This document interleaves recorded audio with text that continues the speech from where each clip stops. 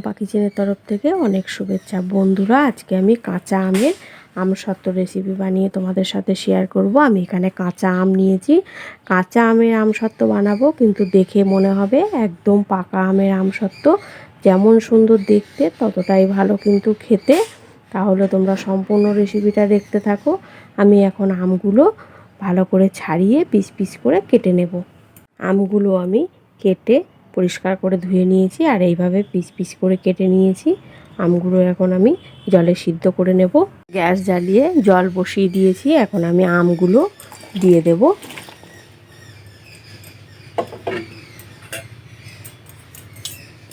আমগুলো ভালো মতো সিদ্ধ করে নেব, আর জলটা ঠিকঠাক দিতে হবে, না হলে কিন্তু খুব বেশি পাতলা হয়ে যাবে।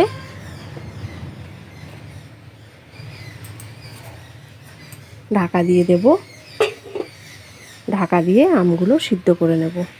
দেখো বন্ধুরা, একদম আমি এভাবে করে ঘেটে নিয়েছি আমগুলো। এখন আমি একটা ছাঁকনি নিয়েছি, ছাঁকনির মধ্যে দিয়ে দেব। আমগুলো আমি ছেঁকে নেব। এভাবে করে ছেঁকে নিতে হবে।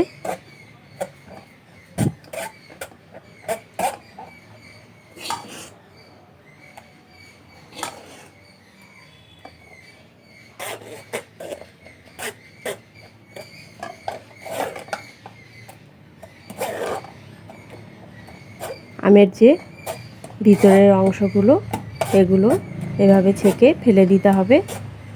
এই যে এই ছিপড়েগুলো ফেলে দেব। এভাবে ছেঁকে নেব।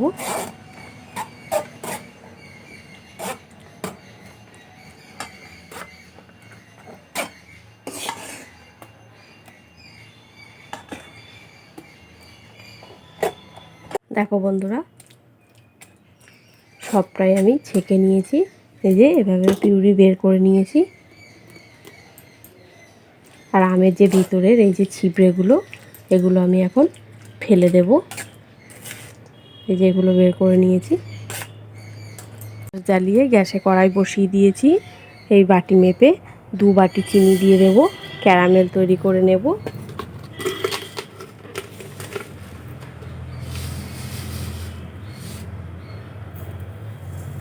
চিনির পরিমাণটা তোমরা বুঝেই দেবে, যে যেমন মিষ্টি পছন্দ করো।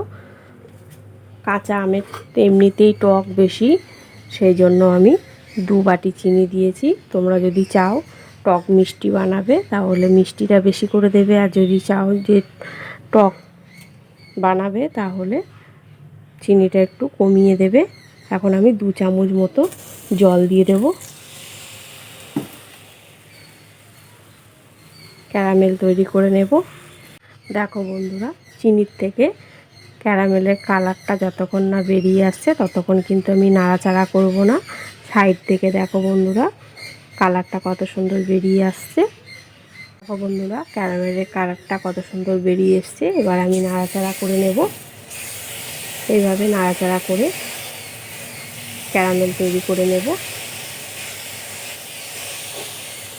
তোমরা যদি চাও যে আমের যে কালার, সেই কালারের আমসত্ত্ব বানিয়ে নেবে, তাহলে ক্যারামেল করার কোনো দরকার নেই।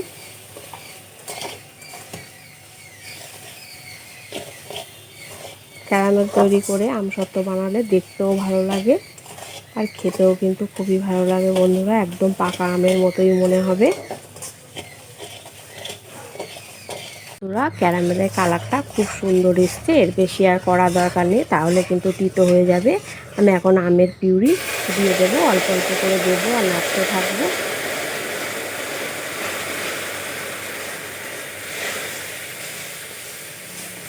খুব ভালো করে আমি মিশিয়ে নেব।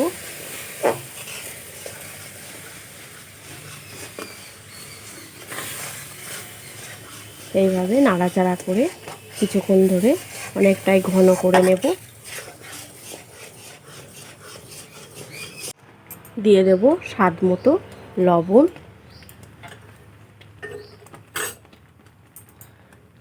দিয়ে দেব কিছুটা লঙ্কার গুঁড়ো। টক মিষ্টি ঝাল খুবই ভালো লাগবে।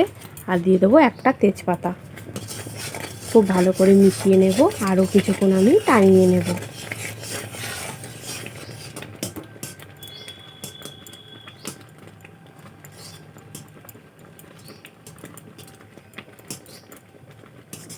দেখো বন্ধুরা, আমি বেশ কিছুক্ষণ ধরে খুব ভালো করে টানিয়ে নিয়েছি। এখন আমি তেজপাতাটা উঠিয়ে নেব। একদম ঘন হয়ে গেছে, নামিয়ে নেব। দেখো বন্ধুরা, আমি একটা স্টিলের থালা নিয়ে নিয়েছি আর থালার মধ্যে সর্ষের তেল দিয়েছি। খুব ভালো করে আমি মাখিয়ে নেব। তেল মাখিয়ে নিলে কী হবে, খুব ভালো মতো আমসত্ত্বটা উঠে যাবে, থালার মধ্যে লেগে যাবে না। খুব ভালো করে মাখিয়ে নিতে হবে তেল।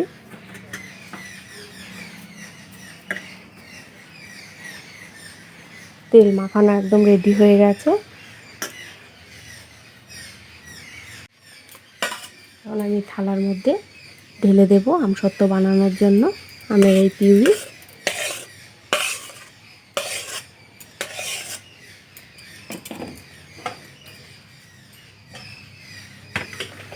এইভাবে খুব ভালো করে নাড়াচাড়া করে দেব, তাহলে একদম সমান হয়ে যাবে। রোদে দেওয়া ঝামেলা ছাড়াই কিন্তু আমসত্ত্ব আমি খুব ভালো করে বানিয়ে তোমাদেরকে দেখাবো। রোদে দেওয়া ঝামেলা ছাড়াই আমসত্ত্ব খুবই ভালো হয় বন্ধুরা। তোমরা গ্যাস যখন জ্বালাবে, গ্যাসের নিচে বা ফ্যানের নিচে দিলেও কিন্তু আমসত্ত্ব খুব ভালো মতো শুকিয়ে যাবে। এখন এটা আমি ফ্যানের নিচে রেখে দেব। দেখো বন্ধুরা, কত সুন্দর আমসত্ত্বটা শুকিয়ে গেছে। দেখে কেউ বিশ্বাসই করবে না যে এটা কাঁচা আমের আমসত্ত্ব। দেখে কিন্তু সবাই বলবে যে এটা একদম পাকা আমের আমসত্ত্ব। রোদে দেওয়া ঝামেলা ছাড়াই যে এত সুন্দর আমসত্ত্ব বাড়িতেই বানিয়ে নেওয়া যাবে। কাঁচা আমের আমসত্ত্ব কত সুন্দর হয়েছে, টক মিষ্টি।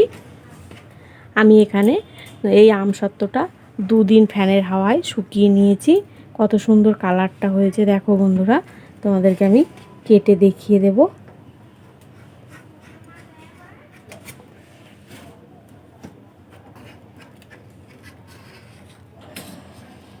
একদম দারুণ হয়েছে। আর কত সুন্দর দেখো বন্ধুরা উঠে যাচ্ছে। এই দেখো বন্ধুরা, দারুণ হয়েছে। সবাই খুবই পছন্দ করবে, একদম দোকানের মতো। খুবই সুন্দর হয়েছে।